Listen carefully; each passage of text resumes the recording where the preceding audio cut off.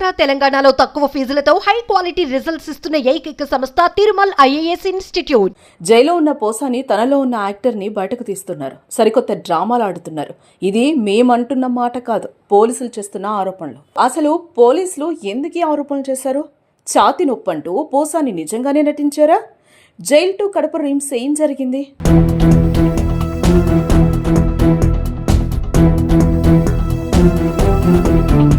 అన్నమయ్య జిల్లా రాజంపేట సబ్ జైల్లో రిమాండ్ ఖైదీగా ఉన్న సినీ నటుడు పోసాని కృష్ణమురళి ఆదివారం జైలు అధికారులను పరుగులు పెట్టించారు. ఒక్కసారిగా ఛాతీలో నొప్పుందని పోసాని హడావుడి చేయడంతో హుటాహుటిన రాజంపేట ప్రభుత్వ ఆసుపత్రికి తరలించారు. అక్కడ వైద్య పరీక్షల అనంతరం కడప రిమ్స్ కు తరలించారు.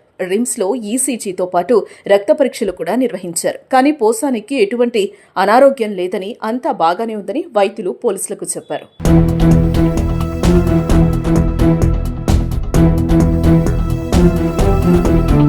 దీంతో పోసానిపై పోలీసులు సంచలన ఆరోపణలు చేశారు. పోసాని డ్రామాలు ఆడుతున్నారని తెలిపారు. ఆయనకు ఎటువంటి ఆరోగ్య సమస్యలు లేవని, కావాలని ఇలా చేస్తున్నారంటూ సిఐ తెలిపారు.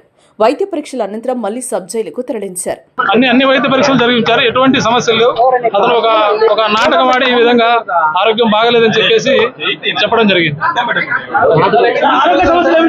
ఏం ఆరోగ్య సమస్యలు ఏం లేవు. మళ్ళీ రాజంపేటకి వెళ్తారు. ఛాతి నొప్పి ఉందంటూ పోసాని అధికారులకు చెప్పక ముందు రాజంపేట వైసీపీ ఎమ్మెల్యే ఆకేపాటి అమర్నాథ్ రెడ్డితో ములాఖత్ అయ్యారు. పోసానిని మాజీ ఎమ్మెల్యే పరామర్శించి ధైర్యం చెప్పి వెళ్లారు.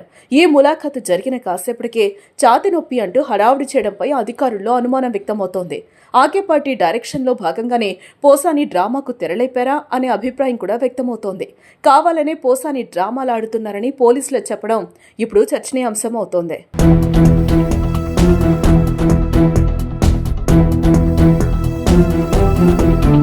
పవన్ కళ్యాణ్ ను వ్యక్తిగతంగా దూషించిన కేసులో పోసానిని గత నెల 26వ తేదీన రాత్రి హైదరాబాద్లో అన్నమయ్య జిల్లా పోలీసులు అరెస్టు చేశారు. అనంతరం ఓబులవారిపల్లి పోలీస్ స్టేషన్కు తరలించారు. అనంతరం రైల్వే కోడూరు కోర్టులో హాజరుపరచగా పోసానికి 14 రోజులు న్యాయస్థానం రిమాండ్ విధించింది. దీంతో ఆయన రాజంపేట సబ్ జైల్లో ఉన్నారు. ఆయన బెయిల్ కోసమే ఆరోగ్యం బాగలేదని, డ్రామాలు కూడా ఆడుతున్నారని చర్చ జరుగుతోంది. అయితే ఈ కేసులో పోసానికి బెయిల్ వచ్చినా మరో కేసులో అరెస్టు చేయడానికి సర్వం సిద్ధం చేస్తున్నారని సమాచారం. ఆయనపై రాష్ట్ర వ్యాప్తంగా 14 కేసులు నమోదయ్యాయి. మరి ముందు పోసాని కేసులో ఏం జరగనుందో చూడాలి.